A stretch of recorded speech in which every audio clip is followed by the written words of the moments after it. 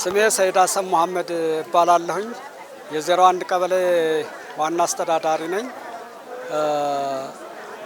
ኃላፊነቴ ያው አስተዳዳሪ ነኝ። አሁን እየተመረቀ ያለው አዳራሽ ቢሮዎች በማህበረሰብ ፍላጎት ገነቡ ናቸው። እንግዲህ ይሄን ወደዚህ የተነሳሳንበት ዋነኛ ትልቁ ነገር ማህበረሰባችን እዚህ ከመገንባቱ በፊት የድንጋይ መቀመጫ የተለያዩ አቧራ ዲኬ የነበረበት ስለነበረ በስብሰባ ወቅት ሰው አይመቸውም። ድንጋይ ላይ ነው የተቀመጥነው። መውጣት መግባት ስለነበረና ማህበረሰቡ ሀብት አለን፣ በሀብታችን ለምን የተሻለ ነገር ላይ አታስቀምጡንም የሚል በተደጋጋሚ ለብዙ ጊዜና የሚጠየቅ ጥያቄ ነው።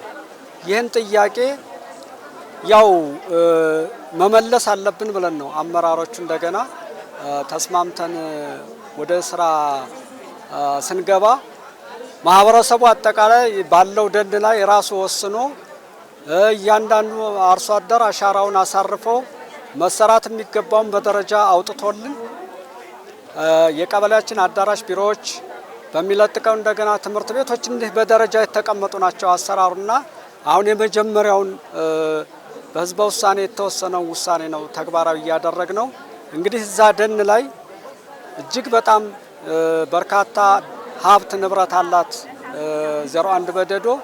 ከሀብታችን እጅግ በጣም አናሳዋን ነው አሁን የተጠቀምነው ወደ ጥቅም ያዋል ነው። ይሄ አናሳዋ ደግሞ ለዚህ ደረጃ ላይ ይህን ማህበረሰባችን በማየቱ እጅግ በጣም ጥገና ነው የተደረገው። እስከለተኑ ነበር የቆመው። ሌላ የተደረገ ነገር ስለሌለ ያንን ሙሉ በሙሉ የጥገና ስራና የማሳመር ስራ ነው አሁን የሰራ።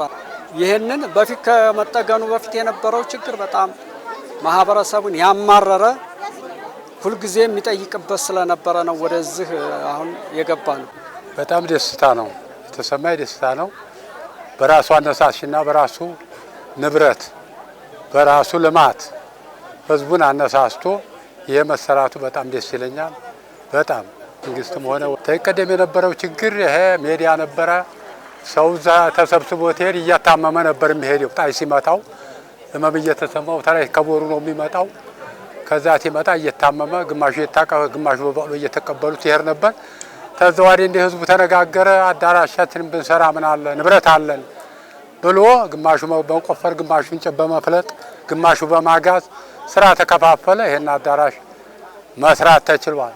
ከዛ በኋላ በጭቃና በእንጨት ተሰራ በኋላ አሁንም ልማት አለን መታደስ አለበት የሚል ህዝቡ ተነጋገረ።